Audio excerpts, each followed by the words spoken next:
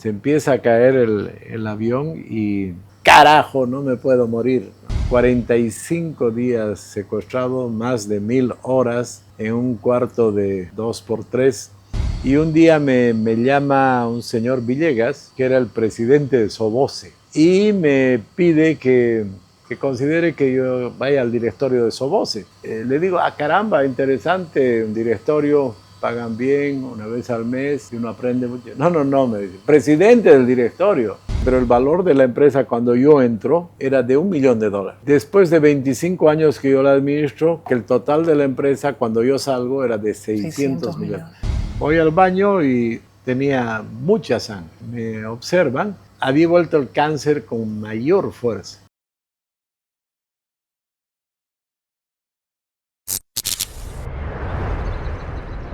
Soy Luan Ortiz y bienvenidos a Refresco Podcast, donde nosotros conocemos a la persona detrás del personaje. No se olviden de seguirnos en todas nuestras redes, Instagram, Facebook, YouTube, TikTok y ahora también en Spotify. Su vida es una de esas historias que te deja sin palabras, de las que parecen ser el guión de una película de drama. El magnate del cemento que se enfrentó cara a cara con la muerte y vivió para contarlo. Se convirtió en víctima de secuestro, combatió el cáncer y tuvo la fortuna de sobrevivir a un accidente aéreo. Hoy conocemos a detalle la vida de Samuel Doria Medina. Este capítulo es auspiciado por el sabor refrescante de Ámsterdam, que cada momento cuente con Amstel. Al lado mío tengo una persona que no necesita ningún tipo de introducción. Tengo un empresario maravilloso, increíble, que ha logrado cosas inimaginables en este país. A la par de esto tiene una carrera política intachable. Bienvenido, Samuel. Preséntese, por favor. Gracias, Luan, un gusto poder conversar contigo. Soy fundamentalmente un emprendedor que viene haciendo muchas cosas en nuestro país y que me caracterizo por hacer cosas que me dicen, estás loco, es imposible, no se puede hacer, pero gracias a Dios he logrado cumplir esos sueños. Y creo que eso me hace diferente porque me metí a una empresa que estaba quebrada, la volví la empresa, la industria más grande del país. Pensé en hacer unas torres como en Nueva York o en París. Me dijeron, estás loco, nadie te va a comprar. Las hice, se vendieron como pan caliente. Entonces, soy un soñador. Soy una persona que sueña y concreta sus sueños.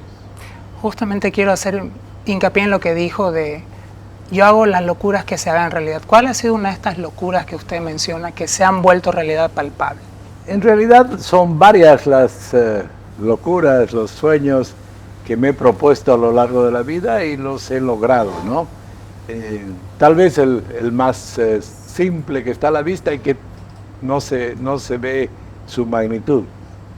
Burger King.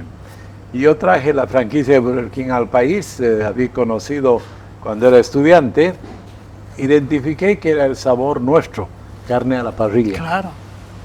Todos los bolivianos sabemos hacer carne a la parrilla y nos gusta la carne a la parrilla. Traje la franquicia, no fue fácil, tuve que competir con McDonald's, claro, en Bolivia, y se ha convertido en una empresa que da empleo a cientos de jóvenes en todo el país, que da trabajo a miles de personas en el campo, en la ciudad. Se ha convertido en el negocio de comida más grande de Bolivia.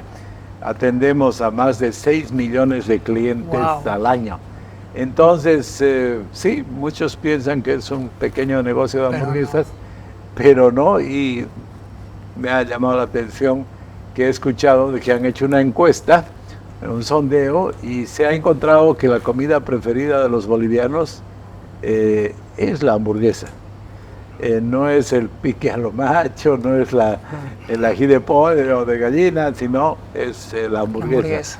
Entonces, eso, por ejemplo, si yo hubiera dicho hace 20 años voy a hacer esto y voy a cubrir el restaurante Burger King en Bolivia y demás, me hubieran dicho, hamburguesa, estás loco. En Bolivia, sí, claro. Gracias por esa anécdota. Ahora, empezando la entrevista, Quisiera que me vaya comentando cuáles han sido las primeras memorias que usted tiene de su infancia, las más palpables o las que traigan algún recuerdo hacia usted. Yo he nacido en La Paz, pero muy chico, a los 4 años, poco antes de cumplir 4 años, nos trasladamos a Oruro por motivos de trabajo de mi papá. Entonces mis primeras memorias están en Oruro.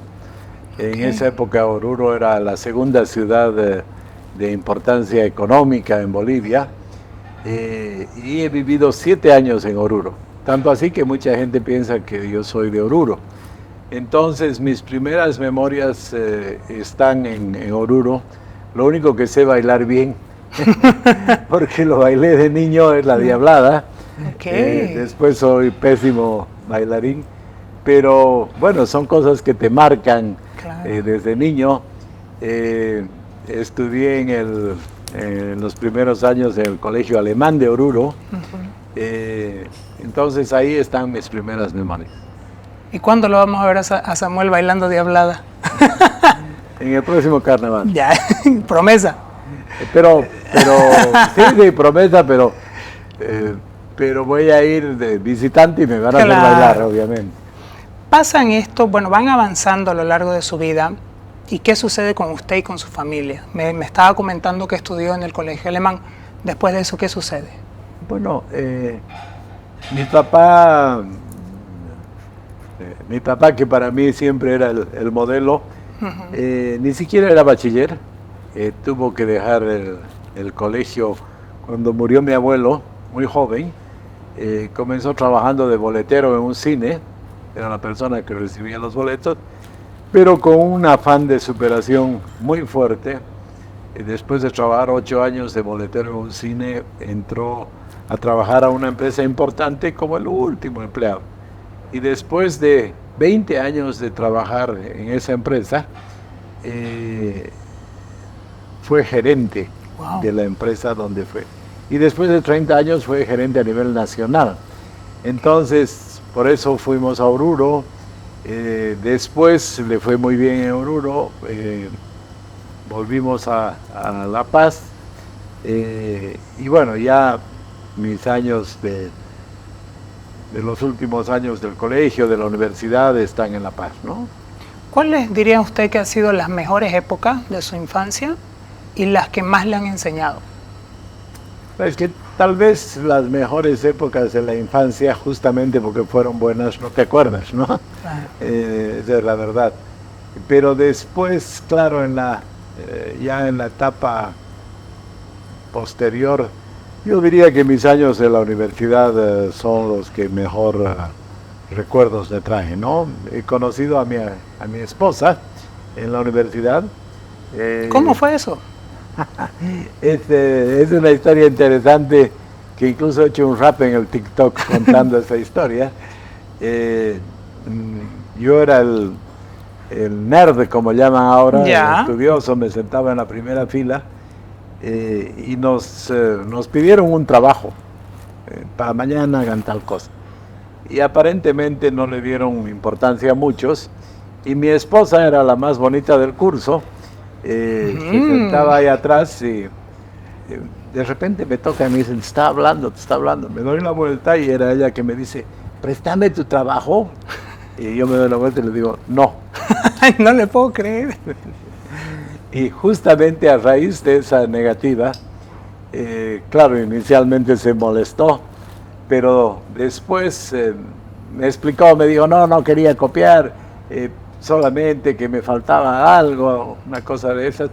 Entonces yo le dije, si quieres estudiar conmigo, con todo gusto, estudiamos lo que tú quieras, pero yo no soy de la idea de copiar los trabajos, de hacer trampa, eso te va a hacer mal a vos. Claro. Y creo que ese fue el gancho que llamé la atención de ella, y empezamos a estudiar juntos, a hacer trabajos juntos. Y bueno, desde que nos conocimos en la universidad, tenemos 5 hijos, tenemos 8 nietos, tengo 5 nietos collitas y 3 nietos cambitas. Entonces, ese es uno de los aspectos importantes de mi vida que comienza en la universidad, ¿no? Y después, obviamente, mi carrera, mi apego al desarrollo, a la economía, que es lo que me motiva a hacer todas las cosas que hago, ¿no? Comentaba justamente que en esta etapa universitaria usted empieza a tener, digámoslo así, como que coqueteos con los partidos políticos. ¿Me quisiera contar más al respecto justamente sobre lo del MIR? Sí, es interesante, pero yo ingreso a la universidad el año 1977, Okay. cuando había una dictadura, cuando gobernaba Banzer, y inicialmente no había nada de política en la universidad, pero cuando comienza la apertura democrática, estaba todos los partidos de izquierda unidos en la UDP. Y claro, dominaban todas las universidades y querían hacer más o menos lo mismo con la Universidad Católica. Uh-huh. Y yo me opuse a... ¿Cómo? Querían hacer un paro, una huelga, algo así. Y yo me opuse y logré captar apoyo de la gente en la universidad, y les puse un freno a los de la UDP en la Universidad Católica, ¿no? Y bueno, como pasó eso y no queríamos que interfieran el trabajo de la universidad, nos dimos cuenta que teníamos que organizarnos, que participar en las siguientes elecciones, y así lo hicimos, nos organizamos y ganamos la mitad de los centros. Habían 4 carreras en esa época en la Católica. Competimos en las elecciones, les ganamos 2. Mi esposa era la dirigente de economía. A mí me reservaron para ser el de la federación de toda la universidad. Uh-huh. Y tuvimos éxito en esa etapa.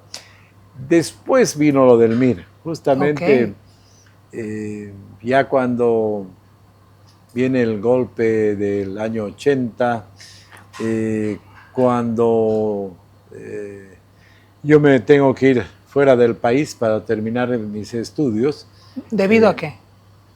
Que se cierra la universidad. Cuando ingresa García Meza, gobierno militar, una dictadura dura, una de las primeras medidas es cerrar las universidades por 2 años.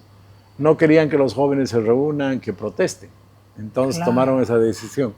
A mí me faltaba un semestre. No le puedo creer. Sí. Entonces, ¿Cómo fue vivir esa época? Perdón que lo interrumpa. ¿Cómo fue vivir esa época de dictadura? Era complicada, no era fácil las cosas, pero también la apertura fue lo más interesante, uh-huh, lo más novedoso, ¿no? Cuando se empieza a generar política en la universidad, elecciones y todo ese movimiento. Entonces, pero viene ese golpe, se cierra la universidad. Yo no quería perder 2 años. Entonces, claro, si le faltaba un semestre. Sí, busqué opciones y en la misma Católica me llaman un día y me dicen: hay un acuerdo de intercambio con una universidad en Estados Unidos. Ya. Si tú vas a pagar lo mismo que aquí, te van a reconocer todas las materias, todos los créditos. El único detalle, tienes que dar examen de inglés. Yo no sabía inglés. ¿En serio? No sabía inglés. Hizo? Pero me acuerdo que me fui en septiembre del año 80 a Estados Unidos. Me fui a Boston y me inscribí a un curso que eran 12 horas al día de inglés. 12 horas al día, incluido el almuerzo con 2 profesores. Wow. Mi objetivo era tomar el examen, el TOEFL, en diciembre para poder entrar a la universidad en enero. Y bueno, me metí pues a fondo. Me acuerdo que ni siquiera hablaba con mis compañeros del curso de inglés para no hablar en español.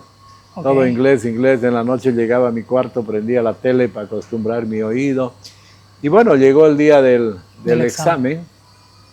Di el examen, el TOEFL. Pasé raspando porque en 3 meses nadie aprende un idioma.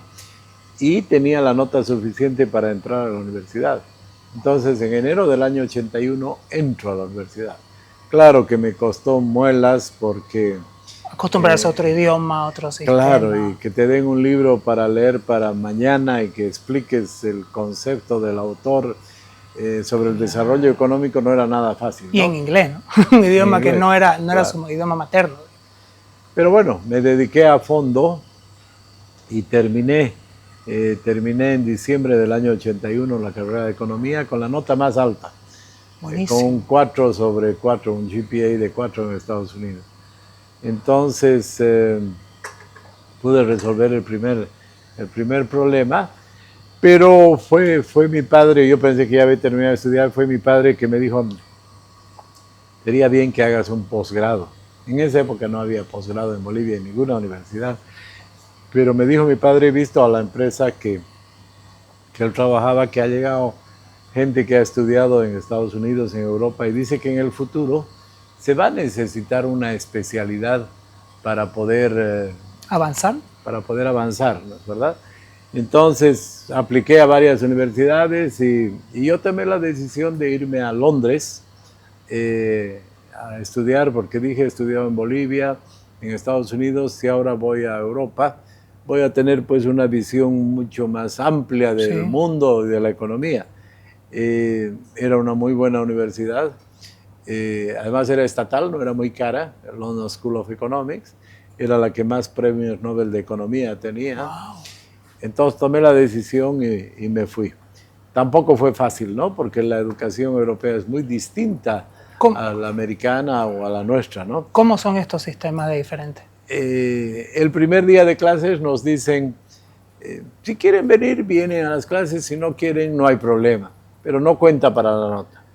Hay trabajos prácticos, pero no cuentan para las notas. Lo único que cuenta es el último día en cada una de las materias, un examen de 2 horas. Y ahí tienen que demostrar que conocen el contenido de esa materia. Si les va mal en alguna, vuelven pues el próximo año y dan otra vez todos los exámenes, ¿no? Claro. Yo me acuerdo que varios compañeros tenían un estrés que al final no llegaron ni al examen, porque era jugarse el todo por el todo en 2 horas, ¿no? Pero terminé también con muy buenas notas. Pude hacer 2 cursos, un diploma en desarrollo económico y una maestría en finanzas públicas, y pude volver ya con una maestría. Imagínate, yo vuelvo al país el año 84. En esa época podías contar con los dedos de tu mano la gente que tenía un posgrado. Claro. Entonces me dio una ventaja interesante. A todo esto, usted mencionó que estaba avanzando en su carrera, pero ¿y en el amor? ¿Cómo le estaba yendo? Porque 4 años no es fácil esperar a una persona. A ver, con Nidia nos conocimos en la universidad. Cuando yo me fui a Estados Unidos, a Arizona, ella fue también a Estados Unidos, ella tenía hermanas allá. Entonces nos veíamos, era fácil. Y cuando yo me voy a Londres, tomo la decisión de que ella se vaya conmigo. Viene a Londres y nos casamos en Londres. ¿Ah, sí? Sí, nos casamos en Londres. Es interesante porque yo vivía relativamente cerca a la universidad, que está en el centro. Entonces averiguamos cómo era, qué podíamos hacer para casarnos, y había que ir a un notario. Y fuimos al notario del barrio.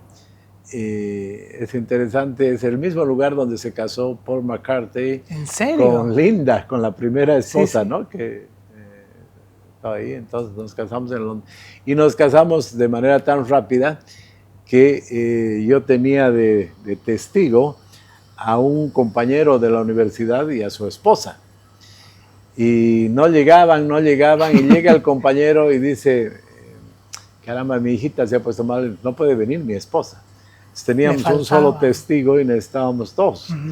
Entonces llega nuestro turno y le explicamos a la notaria, le decimos, era una mujer la notaria, le decimos, tenemos un solo testigo. Dice, no, vayan a la fila y díganles a alguien que se brinde, que después ya no van a tener que hacer fila. Entonces vamos, y me acuerdo que una chica italiana una pelirroja, nos acercamos, le explicamos y con todo gusto. Entonces conseguimos un testigo de la fila y así nos casamos. ¿Este casamiento se da con los padres de ustedes sabiendo o fue así? No, sabiendo los padres, pero claro, estábamos en Londres Claro, nosotros, ¿no? claro. ¿Y por qué casarse así con esta decisión tan directamente desde las emociones, digamos? Pues porque en esa época no hubiera sido aceptado, racional, ni siquiera en nuestras mentes, de vivir juntos sin casarse, Claro. ¿no? Estamos hablando de los años 80. Claro. Entonces, para vivir juntos, decidimos casarnos y para allá nos separarnos, ¿no? ¿Cuándo fue el momento en que tomaron esa decisión? ¿Cómo fue? ¿Usted le dijo, nos casamos, ella le dijo? Bueno, el momento en que sale mi aceptación a la universidad en Londres, ella estaba en La Paz, entonces yo también estaba en La Paz. Entonces ya vimos pues de que no era como cuando estudié en Estados Unidos, que ella estaba en Estados Unidos, claro, ¿no? Entonces ya hubiera sido una separación larga. Yo estuve 2 años en Londres. Entonces ahí es que tomamos la decisión de que ella vaya a Londres y que nos casemos allá. Buenísimo. Llega a Bolivia ya con estos nuevos títulos y ¿qué sucede? Bueno, llego a Bolivia y obviamente yo quería trabajar en mi profesión. Entonces tengo un primer trabajo en el sector público, como analista, obviamente, como economista, y no me puedo quejar, me fue bien porque rápidamente me hice conocido. A las 2 semanas ya me llevaron a una reunión de gabinete económico, en fin, fui conociendo las cosas. Y después, es interesante esta anécdota, cuando sale el famoso decreto 21060, yo ya estaba en relación con el MIR. Entonces sale el 21060 y me piden que prepare una interpelación sobre el decreto. Y yo preparo la interpelación, les doy a los parlamentarios y a los pocos días me llama el ministro y me pide que conteste la interpelación. ¡No! Sí, entonces, no, pues... Contestarse usted mismo, digamos. Entonces, no, rápidamente se notó que yo tenía empiezo a tener una participación política. Entonces, el gobierno del MNR en esa época nos dice que renunciemos. Nos votó a 2 personas que nos ha ido bien en la vida, a Juan Antonio Morales, que después ha sido presidente del Banco Central por muchos años, y a mí. Nos dijeron que renunciemos, no renunciamos, nos despidieron. A él lo despidieron por escribir un famoso artículo que se publicó en la prensa que decía el 21060, un canastón de golosinas, refiriéndose a que había premios para algunos sectores, que no era equitativo, ¿no es verdad? Y a mí por tener relación con el MIR en el Congreso.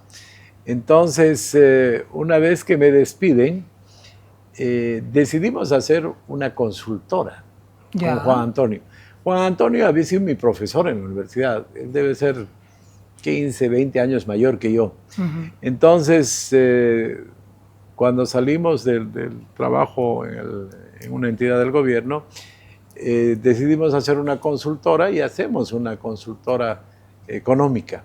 Y rápidamente varios organismos internacionales nos piden que hagamos trabajos, entonces nos iba bien, hasta que, no sé, estaría poco más de 1 año en la consultora, 1 o 2 años, y un día me llama un señor Villegas, que era el presidente de Soboce, y me pide me dice que considere que yo vaya al directorio de Soboce.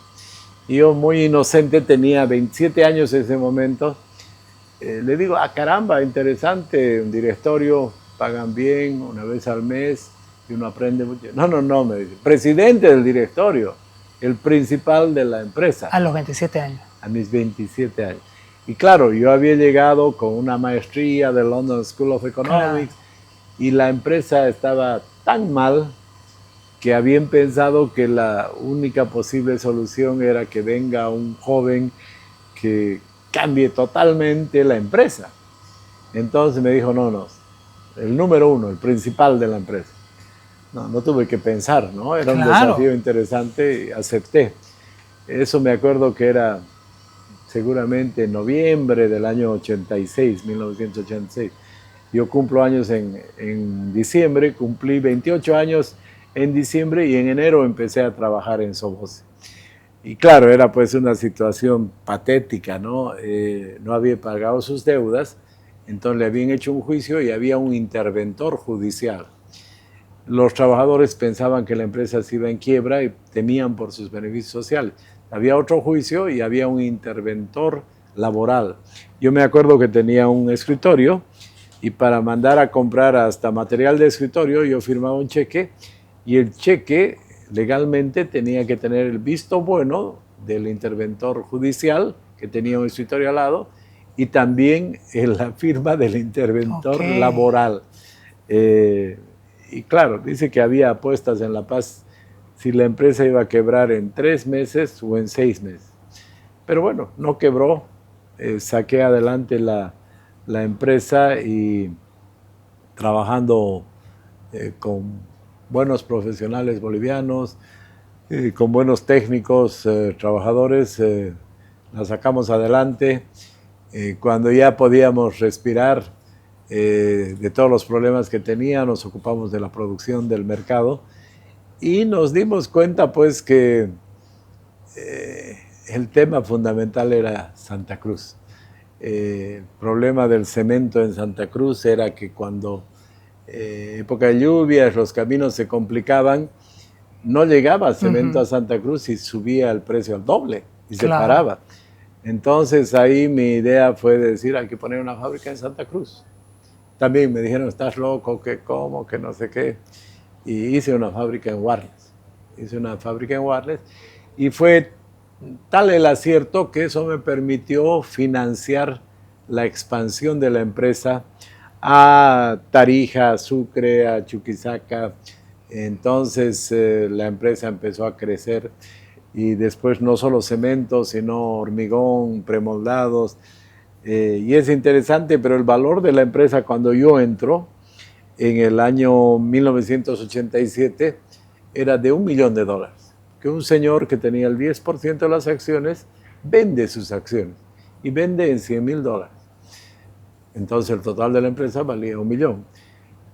Después de 25 años que yo la administro, cuando salgo de la empresa, habíamos ido comprando acciones con mi familia a lo largo de los 25 años y llegamos a tener el 50%. ¡Wow! Y vendemos el 50% de las acciones en $300 millones. O sea que el total de la empresa cuando yo salgo era de 600 millones. Cuando yo entré valía 1, cuando yo salí 600 millones. Entonces creo que la posibilidad de dar la vuelta a las cosas, de hacer lo que parece imposible para muchos, me decían no te metas, una empresa quebrada y demás, comienza con Soboce, pero no solo con Soboce, ¿no? Después de vender Soboce, después de salir hace 10 años de la industria del cemento, compramos el Hotel Los Tajivos, que estaba bastante maltrecho, sin mantenimiento, no se había invertido varios años y un hotel necesita una permanente inversión. Entonces yo me acuerdo que compro y me comentaban varios amigos que aquí en Santa Cruz los cruceños decían, seguro este colla va a demoler nuestro edificio y va a ser puro edificios. Pero no hicimos eso, nos asociamos con la mayor empresa hotelera del mundo como es Marriott. Le cambiamos la cara, invertimos y hoy en día Los Tajivos es el mejor hotel de 5 estrellas de Bolivia y está considerado como entre los mejores de Sudamérica. Después, como te he contado, Burger King también ha tenido un crecimiento explosivo, interesante. Y bueno, en algún momento digo un negocio interesante son los bienes raíces y decido hacer Green Tower en La Paz. Y claro, también me decían locos, comenzando de mi esposa, ¿no? Porque hacer un edificio súper moderno que obviamente cuesta más que los demás, cuesta el doble que el metro cuadrado de los edificios que están en la acera del frente, tenía un riesgo. Entonces, tomo la decisión de hacerlo y termina el proyecto siendo el edificio más alto de Bolivia, 40 pisos hacia arriba, 6 hacia abajo. Wow. Como en La Paz no hay parqueo, hicimos 6 pisos de parqueo con 400 parqueos. Y bueno, inauguramos el edificio y se vende como pan caliente. No me imagino. Se vendió prácticamente todo. Y por eso decido después hacer Green Tower en Santa Cruz. Y en Santa Cruz soy más atrevido porque en La Paz son 50,000 metros cuadrados de construcción. Y en Santa Cruz son 100,000 metros cuadrados. El doble. El doble. Wow. Entonces, es interesante porque estos edificios de Green Tower Santa Cruz ponen a Santa Cruz en la mira de lo que es el diseño arquitectónico moderno del siglo XXI, similares a edificios que hay en Nueva York o en París, ¿no? Correcto. Y también me dijeron que era imposible. Me dijeron, puede ser vender departamentos porque les gusta vivir bien a los cruceños, pero oficinas no vas a vender porque ya la gente trabaja por Zoom. Entonces, hago el edificio, avanzamos con los 2 edificios, departamentos, oficinas, y a las pocas semanas viene el banco de crédito y me dice, quiero 10 pisos, y me compra 10 pisos cash. Wow. Entonces, eso da pie a que también sea un éxito el proyecto de oficinas, ¿no? Totalmente. Hemos hecho ahorita, bueno, usted ha hecho el tema de ir cronológicamente con el tema de las empresas, pero quiero volver un poquito a lo que es Soboce. ¿Cuáles fueron los retos más grandes que ha tenido ahí y las mejores enseñanzas? Sin duda me han preguntado muchas veces cómo se cambia de una empresa quebrada a una empresa muy exitosa, ¿no? Y yo te diría que fundamentalmente tiene que ver con equipo. O sea, hay proyectos, hay retos que no son de una sola persona, sino de un gran equipo. ¿Cómo selecciona este equipo? Personalmente, paso a paso, te diré de que buscamos siempre la mejor gente. Yo nunca le pregunto a alguien que va a trabajar conmigo por quién votó en la última elección, qué religión tiene, qué preferencias personales. No, exijo eficiencia y exijo que trabaje en equipo. Y funciona muy bien, ¿no? Funciona muy bien. Por ejemplo, porque yo estuve en la Católica, como fui ayudante de cátedra de varias materias, conocía a los jóvenes economistas que venían en los siguientes años. Ahí pude identificar quiénes eran realmente buenos, ¿no? Correcto. Me llevé a trabajar. Después necesitaba ingenieros. ¿Dónde se consiguen los mejores ingenieros mecánicos, por decir? Me dijeron en Oruro, en la Universidad Técnica de Oruro. En esa época solo había universidades estatales, porque en Oruro, por la minería en esa época, y había muy buenos ingenieros que eran catedráticos. Entonces me fui a Oruro, hablé con los catedráticos, busqué la mejor gente del último curso, me llevé a trabajar, tenía excelentes ingenieros. Auditores, me dijeron Pricewaterhouse. Los socios de Pricewaterhouse se enseñan a las universidades, se llevan a trabajar a los mejores alumnos. Entonces fui a Pricewaterhouse, conseguí los mejores auditores. Y así, personalmente te diré que una buena parte de mi tiempo la he dedicado a seleccionar la mejor gente, ¿no? Okay. Y no solamente con los ejecutivos, también tener el mejor directorio, y si hay alguien que no tengo en el equipo, traer al mejor. No estar pensando en ahorrar al centavo, sino traer a la mejor gente. Okay. Y esa es la principal explicación, un excelente equipo. Después tener un plan, obviamente en Soboce tenía la planificación estratégica, tenía un plan claro de qué es lo que iba a hacer hacia adelante, y que después hemos revisado todos los planes estratégicos y los hemos cumplido a cabalidad, ¿no? Entonces, además te diría yo de que siempre he tenido la apertura respecto a la tecnología, a la inversión extranjera. Cuando estábamos en Biacha, en la provincia en Gavi del departamento de La Paz, yo no pensé un socio en Cochabamba, en Santa Cruz, no, yo dije, busquemos a la gente que maneja la mejor fábrica de cemento en Sudamérica y asociémonos. Fuimos, buscamos en la Argentina, la verdad que no encontramos algo interesante.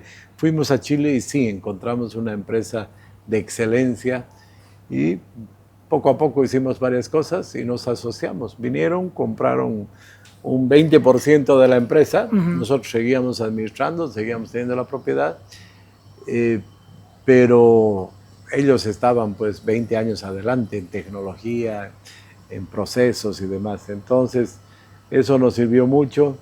Llegó también el momento del fin de la sociedad con los chilenos. Fuimos más atrevidos todavía. Dijimos, ahora busquémonos un socio europeo. Ya. Y nos trajimos a una empresa inglesa que invirtió. Y así, después cuando se acabó el plazo de los europeos, tuvimos un socio mexicano. Entonces, poder tener socios extranjeros que tienen una tecnología mucho más avanzada, nos ha ayudado a poder crecer y a poder hacer cosas que ellos ya las habían realizado, habían funcionado y que no se conocía en la industria en Bolivia, ¿no? Claro. Quiero ir avanzando un poco y llegar al año 1995, que creo yo puede haber sido un año decisivo para usted y un año bien marcante. Quiero que nos comente cómo ha sido el tema del secuestro que usted ha sufrido. Desde el punto más alto de la ciudad, te presentamos el Old Fashioned ahumado, un toque de elegancia con American Whiskey, jarabe de goma, angostura bitter y un flamante toque de naranja. Disfrútalo en Cielo Bar, en el piso 33 de Green Tower, Santa Cruz. Bueno, justamente ya el año 94, 95, se empieza a notar el éxito de Soboce, ¿no? Ya salía, me acuerdo, en las publicaciones económicas primero, después en la prensa, empresa que estaba en quiebra, vale $100 millones, vale 200. Entonces eso me pone bajo la visibilidad, bajo la mira. Y yo en ese momento no consideraba necesaria ninguna medida de seguridad. Tenía un auto, tenía un chofer, trabajaba hasta muy tarde, todos los días volvía por la misma ruta. Y claro, en 1 de noviembre del año 95 vinieron unos terroristas peruanos del MDTA y me secuestraron. Me secuestraron. ¿Cómo fue? No fue una experiencia fácil, fue traumática. 45 días secuestrado, más de 1000 horas en un cuarto de 2x3. Obviamente no había daño, ¿no es verdad? Condiciones muy, muy duras, difíciles. Pero bueno, no me rendí. Yo soy una persona que no se rinda. Hay un profesor japonés que está escribiendo sobre una serie de enseñanzas que yo dejo en mi vida. Está de moda en las universidades del mundo el sense making, que es encontrar experiencias que puedan ser repetidas, experiencias exitosas. Y claro, este profesor japonés es el que identifica, porque cuando a mí me secuestran, seguramente el primer día, me dan un papel, una puntabola, me pasa una mano con guantes quirúrgicos. Ahí me doy cuenta de que eran profesionales los que me habían secuestrado y me piden que haga una carta a mi familia, una prueba de vida. Y yo me quedo con la puntabola y en mi zapato, en la parte del medio de la suela, me hago un calendario. ¿Por qué? Bueno, eso es lo interesante, porque no me había rendido, porque yo me proponía salir adelante de esa experiencia tan traumática, Entonces mi reacción fue hacer mi plan de trabajo, mi plan de vida de secuestrado. Ok. Haciendo mi calendario. Entonces, una vez que hago mi calendario, todos los días yo me despertaba, rezaba, hacía mis ejercicios para mantenerme sano, evaluaba la situación, tenía una rutina diaria. Y claro, este japonés me comentaba de que ha estudiado varios casos de empresarios que han sido secuestrados, y si vos no asumes y no enfrentas y no tienes un plan frente a esa situación, la vida se te acaba, ¿no? Está la historia de los dueños de Heineken, que los secuestran, dos dueños de Heineken, y uno estaba con una idea de ver, de actuar, de salir, de ver cómo resolvía esto, y el otro no, el otro se deja. Los liberan después del pago del rescate, y el que no reaccionó muere muy rápidamente, ¿no? Se le acaba la vida. Entonces, claro, eso sé ahora, no sabía en esa época. Mi reacción fue, no me rindo, voy a vivir, sigo adelante, no me voy a enfermar, tengo un plan de trabajo, ¿no? Entonces, esa decisión fue muy importante. Claro, cuando yo salgo del secuestro, cuando me liberan, después de pagar un rescate, había un experto inglés, y el experto me pregunta y me dice, ¿qué es lo primero que hiciste? Entonces, cuando yo le cuento lo que había hecho, me dice, entonces, no vas a tener problemas, ¿no? Porque dice que si uno no reacciona, si uno no enfrenta la posibilidad de morir, pero quiere vivir, le quedan traumas, le quedan problemas serios, ¿no? Pero para mí fue muy rápida la respuesta. ¿Cómo es que se da el secuestro? ¿Usted estaba en auto? ¿Cómo es que llegan estos terroristas a secuestrarlo? Bueno, después nos enteramos que llegan a Bolivia y que su primer objetivo era secuestrar a don Max Fernández, que era el más visible en esa época, ¿no? Entonces lo empiezan a seguir y se dan cuenta que tenía como 6 hombres de seguridad. Tal vez era más la bulla, pero tenía varios hombres de seguridad. Dice, no, ¿para qué nos vamos a meter con este señor? Y su segundo objetivo era el gerente de una empresa minera exportadora de oro, un proyecto muy importante, sacaban toneladas de oro cada mes. Y también lo empiezan a seguir a un ingeniero Ugalde, y se dan cuenta que tenía una persona de seguridad, pero era una persona muy bien entrenada que hacía contravigilancia. Entonces se dio cuenta rápidamente de que lo estaban siguiendo. Y cuando descubrió eso, los secuestradores dijeron, no, aquí hay alguien que sabe. Y yo fui el tercero. Me empezaron a seguir, ninguna seguridad. Todos los días yo iba por la misma ruta de mi casa a mi oficina, salía a las 11 de la noche de trabajar, me bajaba por la misma ruta sagradamente. Entonces era muy fácil, y además en el camino a mi casa había un lugar oscuro, con muy poca luz, desprotegido, que no había gente. Entonces, bueno, ellos planifican y deciden secuestrarme en esa plaza que hay entre la avenida Camacho y la avenida del Ejército en La Paz. Y claro, yo estaba yendo a mi casa hablando por teléfono, y de repente un golpe, un auto atrás que nos choca un poco, y el auto de adelante se para. Entonces nos dejan encajonados, y se bajan 12 personas armadas con uniforme militar, camuflado. No sabíamos qué pasaba, ¿no? Claro, y cuando se acercan agresivamente, sé restar y sumar, mi chofer y yo no podíamos hacer nada frente a 12 personas armados, con ametralladoras, ¿no? Entonces yo le digo a mi chofer, calma, me dice, salga, abro la puerta, me mallan las manos, los pies, y me ponen como una funda de una almohada en mi cabeza. Mi chofer se quiso resistir y rompieron su vidrio con un combo. Wow. Y era un hombre que medía 1,90 y lo sacaron por la ventana. Okay. Y lo patearon y le dijeron, si se mueve, disparamos. Y lo metieron bajo el auto. Wow. Entonces, realmente eran tipos profesionales, ¿no? Claro, después nos enteramos que, por ejemplo, el responsable de mi secuestro había participado en 10 secuestros en el Perú. Y lo más complicado que él había ejecutado a 7 de los secuestrados. Wow. Entonces, realmente era un equipo de gente con experiencia, eran profesionales, ¿no? En ese momento le dicen que los estamos secuestrando, ¿va a pasar esto o directo? ¿Cómo fue?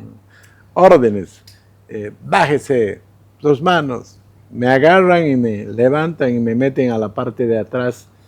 Yo me imagino que era una 4x4, una movilidad grande, me meten ahí, no dicen nada, y yo además no podía hablar con mi cara tapada, y lo único que sentía es que tenía una ametralladora en mi cuello, y lo más complicado es que la persona que me estaba encañonando estaba nerviosa, entonces se notaba que golpeaba, yo decía por ahí, se dispara en cualquier minuto, ¿no? Claro. Entonces,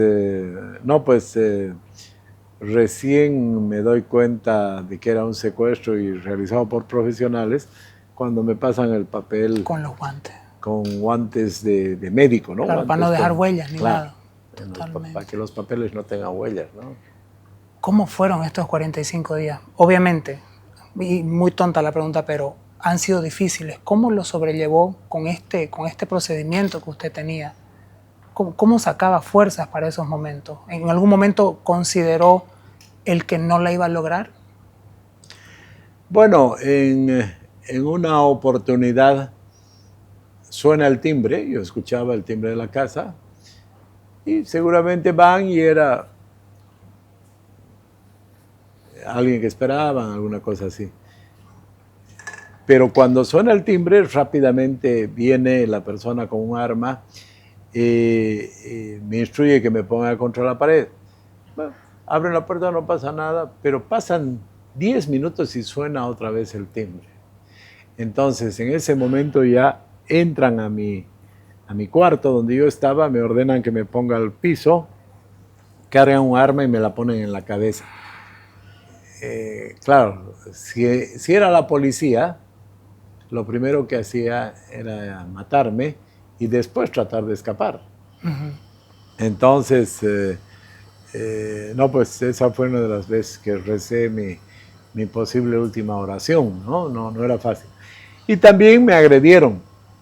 No te digo que me daban unas terribles palizas, pero como estaba con la cabeza tapada, cuando recibía un golpe, no sabía si el próximo paso era un tiro, ¿no? Claro. Entonces la tensión que tienes es complicada, ¿no? Claro. ¿Por qué es que se demoran 45 días hasta su liberación? Porque cuando me secuestran, esa misma noche hay amigos, gente que trabaja conmigo, que dice, a ver, ¿qué haría Samuel en una situación así? Y alguien dice, buscaría pues un experto. Entonces, totalmente. Se llama un experto, se ve, llega un experto de una empresa inglesa al día siguiente, y lo que explica el secuestrador es que había que entrar en un proceso de negociación. Entonces se da un proceso de negociación, entre medio toman presos en el Perú y lo toman preso al principal negociador. Ya. Entonces tienen que cambiar de negociador, en fin, no era... Además, como eran profesionales, dejan un primer mensaje y exigen que la respuesta sea en un aviso clasificado en un periódico. Wow. Entonces exigieron un elevado rescate y dijeron, respondan en un aviso como si estuvieran dispuestos a comprar una casa. Entonces se tuvo que hacer la respuesta, publicarla, empezar a discutir, a hablar. En algún momento lo toman preso en el Perú al secuestrador, cambiar de negociador, en fin, no es pues un proceso fácil como No, esta para gente, nadie. ¿no? Tenemos esta perspectiva de lo que le sucedió. ¿Cómo lo tomó su familia? Obviamente no fácil, pero ¿cuáles fueron las reacciones? ¿Qué dijo su esposa, sus papás? No fue una reacción nada fácil y tal vez los que más sufrieron fueron mis padres, ¿no? Mis padres ya eran personas de más de 70 años y te diré que en esos 45 días envejecieron varios años, ¿no? Mi esposa fue valiente, supo llevar adelante porque además yo ya tenía 4 hijos, todos eran chicos. Mi hija mayor tenía 9 años. Pero igual chiquititos todos. Y el menor tenía 3 años seguramente. Okay. Entonces mi esposa tuvo una tarea muy difícil. Ella contaba de que no podía mostrarse, especialmente los chiquitos. ¿Dónde está mi papá? Ha viajado, está en Santa Cruz. Entonces no podía mostrarse triste, no podía... Ni preocupada, ni nada. preocupada. Y los mayores, los de 8 y 9, tenían que seguir haciendo su vida, ¿no ves? Tenían que ir al colegio, tenían que avanzar. Mi esposa contaba de que el único momento que ella podía llorar era cuando se duchaba, ¿no? Cuando entraba a la ducha... largaba todo el estrés, largaba todo, toda la sí, preocupación. se calmaba, ¿no? Entonces, y llorar para todo el día porque el resto del día tenía que mostrarse fuerte. Firme, ¿no? claro. Sí. Lo liberan, sale de este secuestro y ¿qué sucede con usted?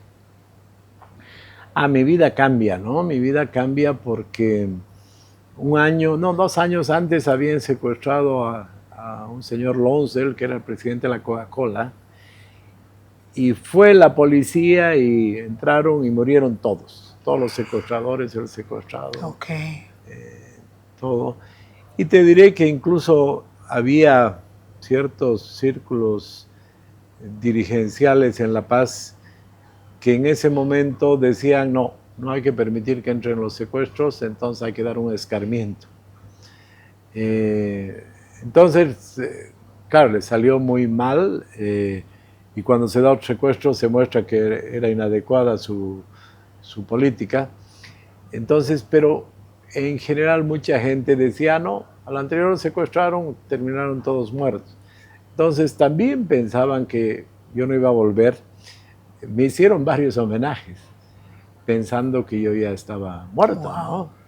Entonces, claro, cuando yo soy secuestrado, era una persona más casi anónima, pese a que había sido ministro, pero no era muy conocido, aparte del círculo rojo, como se denomina a la gente que está muy bien informada.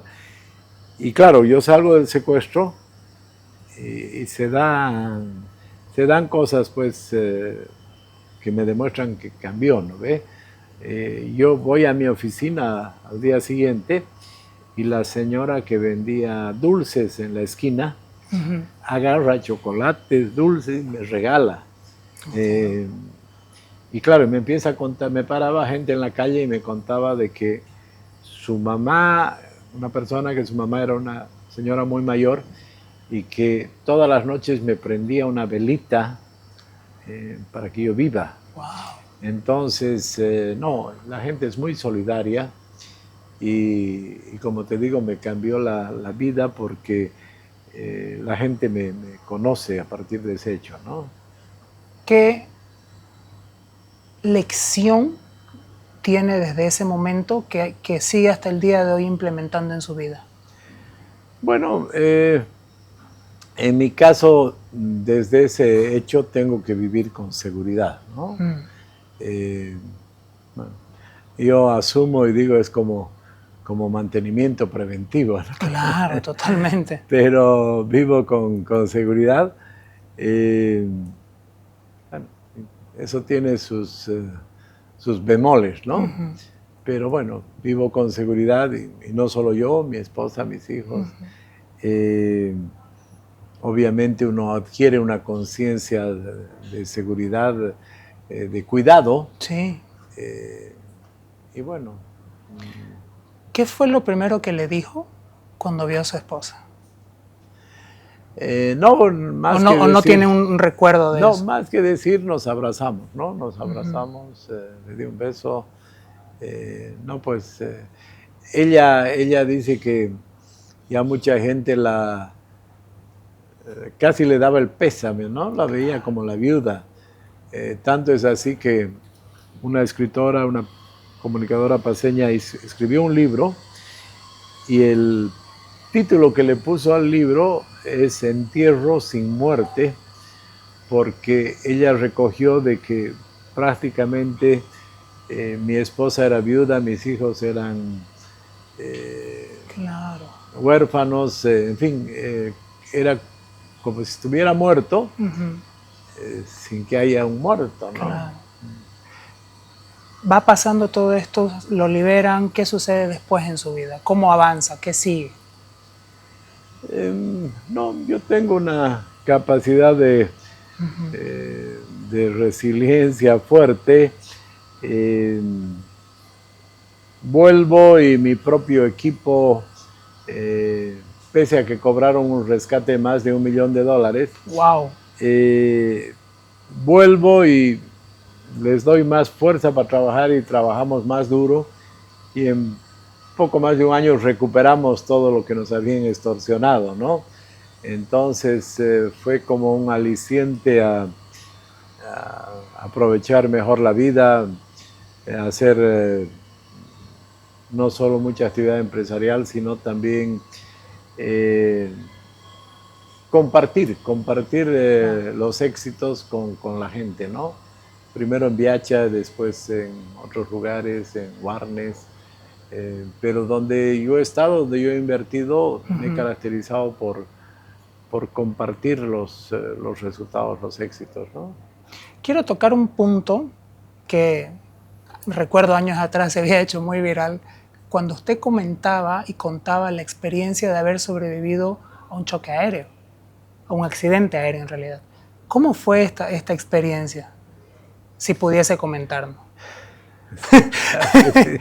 Estaba yo trabajando en Sucre y habíamos logrado hacer un proyecto muy lindo que era un parque de dinosaurios en Sucre. Ya.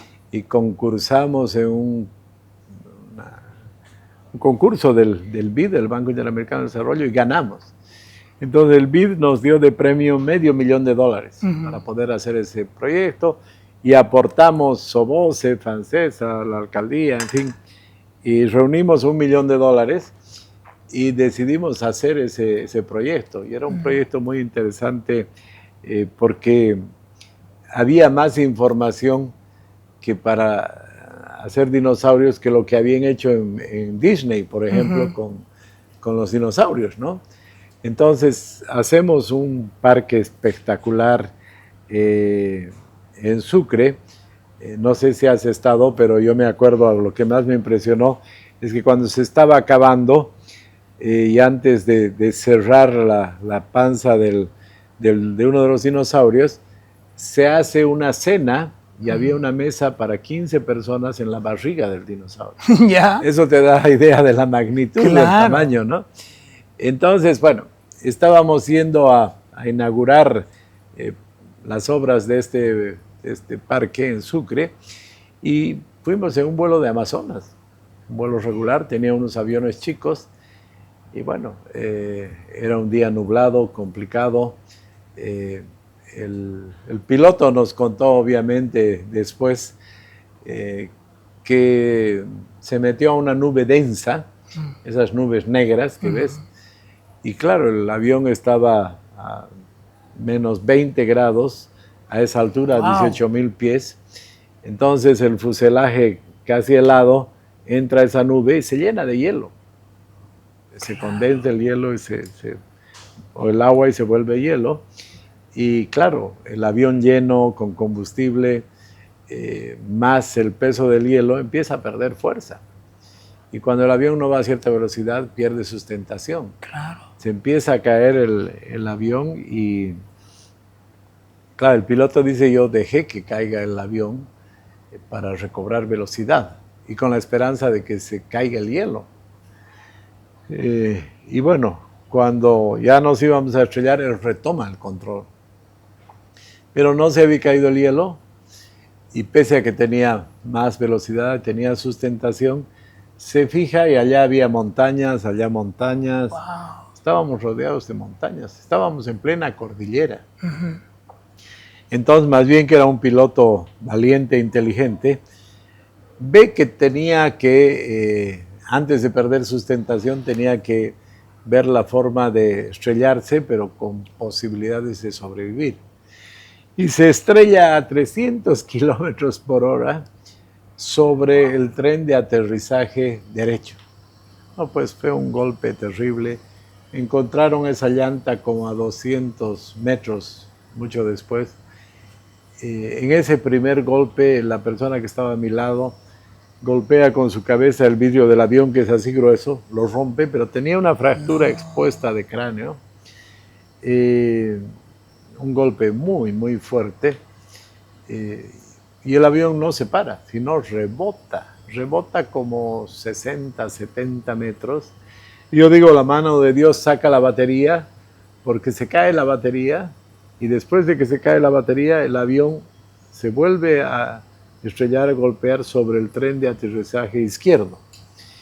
Todavía con tanta fuerza que el tren, que es la llanta con un terrible amortiguador, se entra a la cabina y le agarra su pierna al pasajero que estaba a mi lado, que se había partido el cráneo, y le rompe el fémur, la tibia y el peroné. Wow.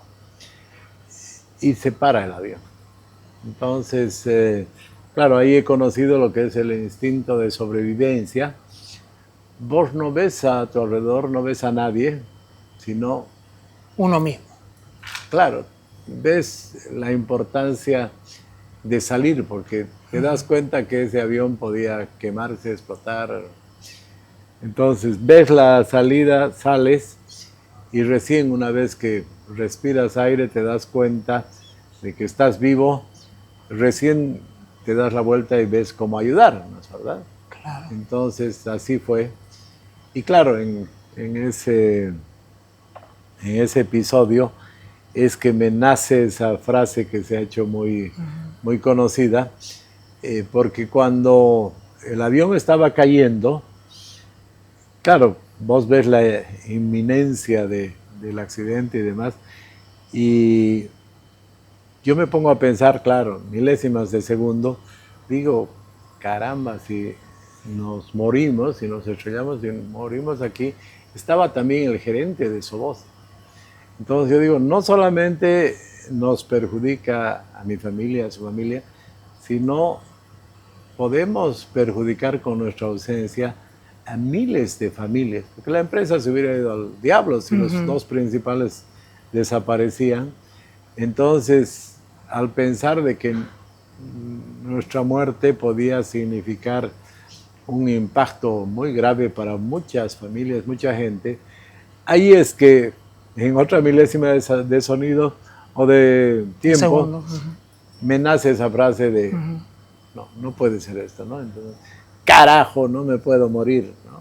Que era rebelión contra la muerte, ¿no? Claro. Y claro, después cuando conté esa frase, ha sido tomada especialmente por los jóvenes, porque yo creo que los bolivianos somos así, ¿no? No nos rendimos. Sí, totalmente. Y sabemos que a lo largo de nuestra historia nunca nos hemos rendido, hemos preferido situaciones muy complicadas a rendirnos. Entonces, por eso esa frase que significa no me voy a rendir nunca, sale en ese episodio, ¿no?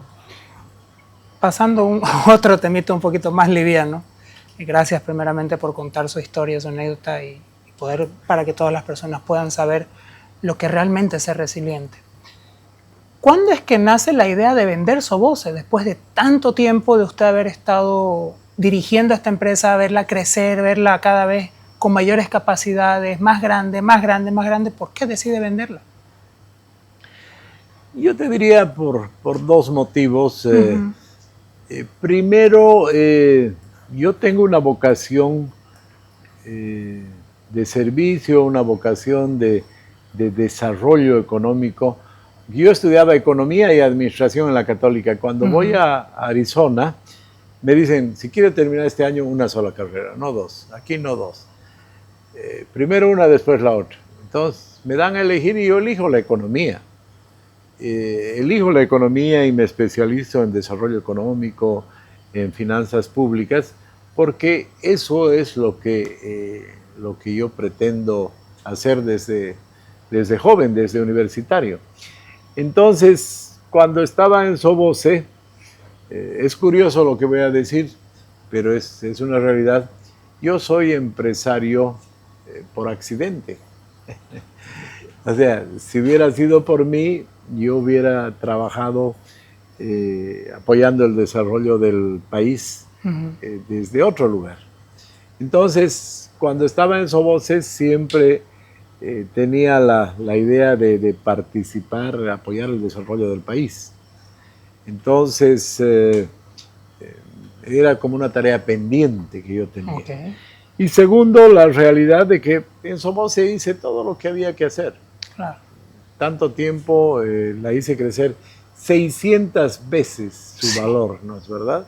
Integración horizontal, vertical, todo lo que había que hacer se había hecho y era una industria madura. Entonces tal vez no había el desafío que había al principio. Y la oportunidad, ¿no? Yo no soy una persona que se apega a las cosas. Vi que era el momento más oportuno, era el mejor momento para vender la empresa. Y vimos, probamos, porque además yo tenía unas amenazas terribles de parte del gobierno de Evo Morales. ¿Cuáles eran estas amenazas? Bueno, primero me confisca las acciones de la fábrica de cemento de Sucre, que nunca me pagaron. Me confisca unas acciones que valían en ese momento 70, 80 millones de dólares. Wow. Y para arruinarme, decide hacer 2 fábricas de cemento estatales. Una para fundir a Fancesa en Sucre, la hace en Potosí, y la otra para fundir a Cemento Viacha en Oruro. E invierte cerca de $1.000 millones, el dinero del Estado, para atacar a la industria del cemento. Imagínate lo que han logrado 2 fábricas de cemento que ni siquiera tienen gas, no tienen materia prima, no funcionan, han botado ese dinero, como en tantas empresas estatales. Entonces yo sabía que con todo ese ataque, el futuro de esa industria estaba comprometido. Y si era el mejor momento para vender, era oportuno vender. Y consigo un comprador que me hace una oferta muy interesante, la tomo. ¿Por qué del ámbito empresarial pasa al político? ¿Cómo viene esa transformación, no transformación, ese traslado, llamémoslo así, de un rubro a otro? Bueno, en realidad, cuando me va bien en Soboce, cuando se ve que la empresa empieza a crecer y demás, el presidente de esa época, que era Jaime Paz Zamora, me llama y me pide que sea su asesor económico. Y después de que soy asesor económico, ad honorem, me llamaban para determinadas cosas, yo seguía en Soboce. Después me llaman para que sea jefe de todos los asesores, coordine ese trabajo, seguía ad honorem. Y algún momento, el año 91, me llama el presidente y me dice, quiero que te hagas cargo del Ministerio de Planeamiento y Coordinación. Okay. Era el ministerio principal del área económica, y en esa época se hacía un gabinete el miércoles, todos los miércoles, y el que dirigía ese gabinete no era el presidente, sino el ministro de Planeamiento. Era casi un primer ministro. Entonces yo acepto y fui ministro durante 2 años, después de haber triunfado en Soboce. Y yo te diría que ahí me doy cuenta que todo lo que yo sabía, la eficiencia, el equipo de excelencia, el plan, todo eso se podía aplicar con los mismos resultados en el sector público. Que funciona la eficiencia, la transparencia, también en el sector público. Entonces ahí es que yo creo que nace mi deseo de contribuir con el país. Contribuir, de seguir trabajando por el sector público. Y claro, después del secuestro me invitan a ser candidato a la vicepresidencia y bueno, nace la idea de poder dirigir el país, ¿no? Para transformarlo. Como un sobreviviente al cáncer, ¿cómo es que usted se entera de esto y cómo es que empieza a llevarlo a este proceso? Me hago desde hace 30 años un chequeo anual, examen de sangre, de orina, me revisa el médico, y yo siempre había sido una persona muy saludable, y resulta que el año 2021 me hacen el chequeo de rutina y me llama mi médico y me dice, sería bueno que visites al urólogo porque hemos detectado partículas microscópicas de sangre en tu orina. Entonces voy al urólogo, me hacen más exámenes y encuentran que había un cáncer. Un cáncer muy superficial, por suerte, y me dicen, bueno, hay que tratar. Y hay un tratamiento muy interesante de inmunoterapia. ¿Cómo es esto? Y tiene una historia fascinante. Dice que hace 40 años detectan que una persona tenía un cáncer, tenía muchos tumores en la vejiga. Y le dicen, hay que operar inmediatamente. Y él dice, no puedo, tengo algo más importante. ¿Qué es algo más importante? Dice, no, yo tengo tuberculosis. Y estoy saliendo y voy a terminar mi tratamiento de la tuberculosis en 3 semanas. Para mí eso es más importante porque compromete a mis pulmones. Haz que vuelvo en 3 semanas. Ok. Bueno, vuelve a las 3 semanas y no tenía tumores. No había tumores, no entendían los médicos. Revisan, analizan y llegan a la conclusión que el tratamiento contra la tuberculosis genera una reacción inmunológica en las células de cáncer. Ok. Las mata, las células de cáncer. El famoso BCG, que es una abreviación en francés del remedio contra la tuberculosis. Entonces empiezan a hacer pruebas y bueno, se ha determinado de que en los cánceres leves te ponen BCG en tu vejiga, te hacen retener durante 2 horas y el hecho de que el BCG esté en tu vejiga genera esa reacción inmunológica y se acaba el cáncer. Me hacen ese tratamiento que parece simple, pero que es molesto, complicado, pero relativamente simple. Me hacen 6 sesiones, me analizan, me ven y funcionó perfectamente. Los tratamientos inmunológicos todavía tienen una tasa de éxito de 50, de 60%, no de 100%. Y me revisan y me dicen, ha funcionado. Perfecto. Por si acaso, 3 más. Eso ya era el segundo semestre del año 2021. Vuelvo al país, empiezo a hacer mis cosas y cuando un día voy al baño y tenía mucha sangre. Wow. Llamo al médico, voy a mi siguiente chequeo, me observan y ya había vuelto el cáncer con mayor fuerza. Okay. Que dice que muchas veces las células cancerosas mutan. Yeah. Y mutan y tienen mucha más fuerza. Entonces, me encuentran ya un tumor que no era superficial en la vejiga, y bueno, me dicen, hay que sacar el tumor, pero lo más importante puede ser que haya pasado a otros lugares, quimioterapia.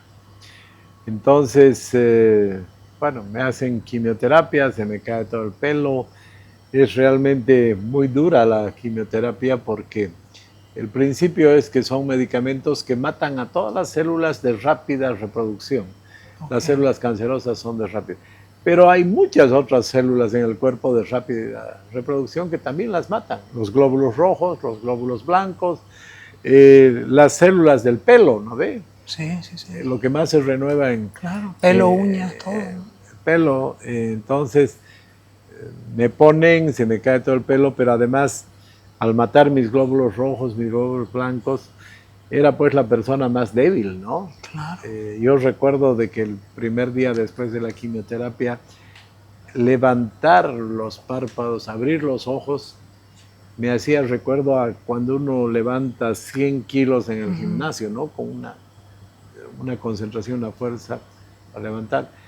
Pero yo decidí hacer caso a lo que decían los médicos, tomar los tratamientos, y sabiendo que podía que no resulten, por lo menos hacer todo lo que estaba en mis manos, ¿no? Claro. Entonces hago la quimioterapia y ahí hay un episodio también complicado porque el médico me dice la mejor manera de evitar que esto vuelva es extirpar la vejiga, sacarla totalmente. Tal vez pueda hacerte otra vejiga, ahora se hace vejigas de un pedazo de intestino. Pero si no, vas a vivir toda tu vida con una bolsita. Entonces, hago la quimioterapia, pero no me quedo tranquilo ante la idea de la famosa bolsita, ¿no? Claro. Entonces le digo a los médicos, a mi médico familiar, le digo, no, tal vez ese tratamiento sea para una persona que tenga 20 años más que yo tenía 62 años en ese momento, pero no, opciones. Y molesto tanto durante meses que un día me llama mi doctor y me dice, hay un tratamiento alternativo. Y voy rápidamente a su oficina y me dice, mira, he hablado con un famoso oncólogo que dice que sacar la vejiga te garantiza que no va a volver el cáncer en un 60%. Pero si te hacen radioterapia, la probabilidad de que no vuelva el cáncer es 50%. No hay gran diferencia entre una y otra. Voy donde el famoso oncólogo y el oncólogo me dice, mire, hay una opción, no es fácil la radioterapia, hay que hacer la radioterapia más dura. Y eso deja algunos problemas posteriores, pero tenemos una alta probabilidad de que el cáncer no vuelva. Entonces yo le digo, adelante pues, ¿no? Y me han hecho 25 sesiones de radioterapia que te bombardean por adelante y por atrás radiación. Y claro, me explicaban que es como cuando uno se quema de manera extrema la piel con el sol, la piel se regenera, o sea, las células de la vejiga se regeneran, pero las células cancerosas no tienen capacidad de regenerarse, mueren. Entonces me hicieron esas 25 sesiones que fueron fáciles porque al principio incluso el médico no me animaba mucho, me decía, no creo que resistas 25 sesiones. Recién cuando estábamos en la 21ª, me dijo, no, está yendo bien, estás resistiendo, se puso optimista. Entonces me hicieron las 25 sesiones de radioterapia y me dijeron, hay que chequear cada 3 meses para ver si funcionó. Durante 2 años me han chequeado cada 3 meses y gracias a Dios el año pasado se han cumplido los 2 años. Estoy a meses de que se cumplan ya 3 y ya la probabilidad de que el cáncer vuelva es casi como la que tiene cualquier persona de que le venga cáncer, ¿no? Entonces así ha sido ese proceso que ha sido duro. Quiero primeramente felicitarlo por toda la lucha que ha tenido, la resiliencia que también es algo característico de usted. Y eso es lo que quería resaltar. la capacidad que usted tiene de resiliencia, de reinventarse, de renovarse y de avanzar hacia un futuro. Tomando esto en cuenta, ¿cómo ve el futuro de Bolivia? Justamente yo veo con optimismo, veo que hay salida, veo que se puede resolver esta crisis que estamos enfrentando, que se puede organizar el país de otra manera, que se puede manejar racionalmente, porque por Dios, cada irracionalidad que hemos vivido en estos últimos años.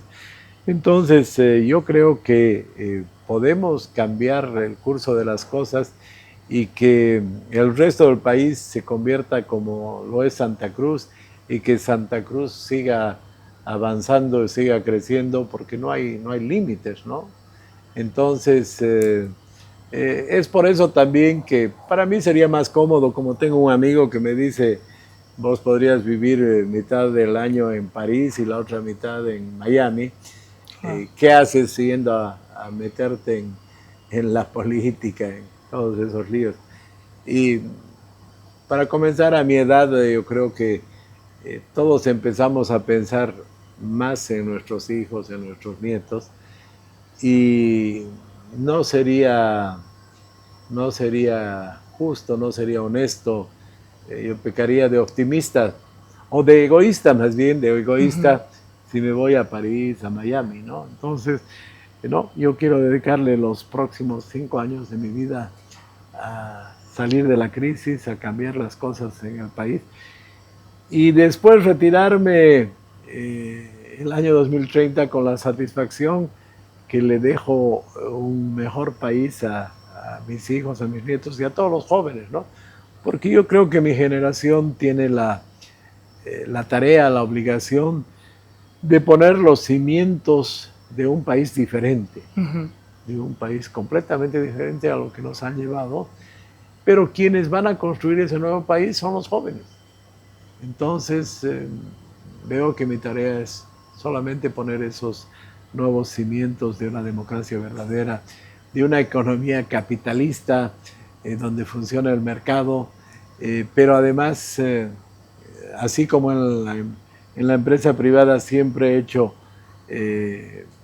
empresa con responsabilidad social, yo veo que desde el Estado tiene que haber capitalismo, pero con un rostro humano, y eso significa que no solamente sea en beneficio de los que ya han podido salir adelante, sino apoyando a los que no han tenido posibilidad de estudiar, no han tenido posibilidad de hacer un emprendimiento, a que sí tengan esa posibilidad también.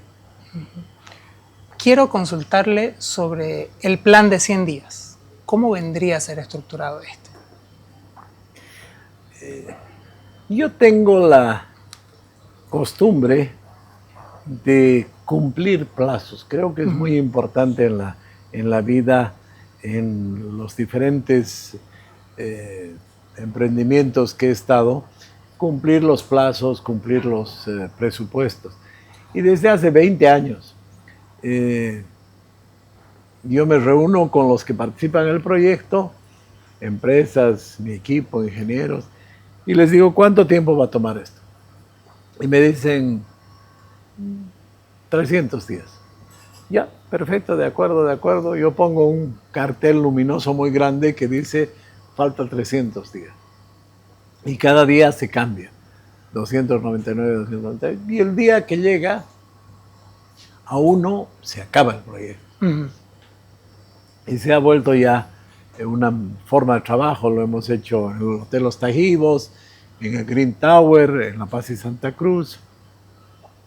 Entonces, he aplicado la misma lógica. Me he reunido con gente experta, hemos analizado la situación del país y hemos visto de que no se puede esperar, ¿no es verdad? Correcto. Hay que resolver y rápido. Tal vez el mejor ejemplo es cuando uno se va a sacar una curita, por lo menos yo no creo que lo mejor sea poco a poco, sufriendo mucho rato, de una vez, ¿no es verdad? Entonces, yo creo que Bolivia no puede esperar más, hay que resolver rápidamente. y es factible resolver la falta de dólares, la falta de carburantes en 100 días. O sea, hemos visto con mi equipo, con expertos, que eso es posible, que hay que conseguir financiamiento, hay que tener un plan claro para reducir los gastos, cerrar una serie de empresas que solo generan pérdidas, en fin, un conjunto de elementos para dar una señal clara de cambio, de confianza, que los exportadores vean que pueden traer sus dólares, que no tienen más obstáculos. Entonces, en 100 dólares se resuelve eso. Bueno, lo hemos visto en la Argentina. Milei ha resuelto también en un plazo corto de gran déficit a tener superávit en el sector público. Entonces, por eso es que me he comprometido en 100 días y además, una de las cosas que más le afecta a la gente, que me lo dicen en todo lado, es que han depositado su dinero en los bancos y ahora no pueden moverlo, no pueden sacarlo. Correcto. Entonces, por eso también hemos analizado y hemos visto de que vamos a poder hacer que la gente recoja su dinero en la moneda que la ha depositado, ¿no? Entonces, yo creo que eso es muy importante porque además la población sabe, muchos me han dicho, pero ¿cómo los políticos nunca dan plazos? Los políticos no se comprometen. Correcto. Bueno, es que yo no soy un político profesional, soy un profesional que entra en la política para cambiar las cosas 180 grados y por eso creo que con esta señal de resolver los problemas, de en 100 días devolverle la tranquilidad económica a la población, das un giro total a lo que hemos venido teniendo, que no se cumplen plazos, que no se cumplen los compromisos, promesa, que no se cumple nada, ¿no? Correcto. Hay una palabra que quiero consultar, privatización. Mucha parte de la población le tiene miedo a esta. ¿Cuál sería su visión sobre la privatización, siendo usted un empresario exitoso? A ver, ojalá se podría privatizar muchas empresas, pero han hecho tantas empresas tan irracionalmente que es imposible pensar que alguien se las va a comprar. ¿Alguna de estas? El ingenio azucarero en San Buenaventura, en el norte de La Paz. Han hecho un ingenio azucarero sin estudio económico. Era más o menos en la misma época que se hizo Aguaí en Santa Cruz. Y el de La Paz ha costado el doble. No son del mismo tamaño, pero si te fijas por tonelada y demás, ha costado el doble. Han terminado en mucho más tiempo y recién se han dado cuenta que no hay caña en esa zona. Increíble, ¿no? Bueno, han empezado a sembrar caña, han estado varios años parada, han empezado a trabajar al 1, al 2% de capacidad y como no rendía bien, recién se han dado cuenta que la caña en esa zona, por el tipo de suelo, tiene la mitad del contenido de sacarosa que la caña en el norte cruceño.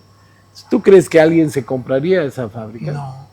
Tal vez se compraría los fierros, los activos, para ponerlo en una zona donde la caña de azúcar funcione. Claro. Y así hay innumerable cantidad de empresas que no se puede hacer. Pero hay privatizaciones. Cuando yo he sido ministro, me ha tocado privatizar Guavirá. Guavirá era una empresa del Estado y era la caja chica del MIR y del ADN. Se robaban todo ahí. Y bueno, yo tomé la decisión de cambiar eso y hice una privatización inteligente, ¿no? Conseguí financiamiento y se la vendí, la empresa, la mitad a los productores de caña y la otra mitad a los trabajadores. Y bueno, ahí está Guavirá, ha multiplicado su producción por 5 veces, ya no solo produce azúcar, produce alcohol, produce energía, produce ron, en fin, no se podría explicar el desarrollo del norte cruceño sin Guavirá.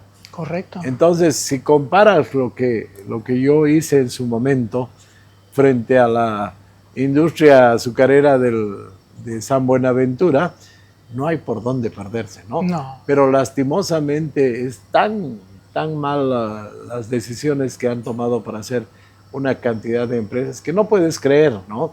Han hecho una fábrica de envases de vidrio que está a 1000 kilómetros del mercado.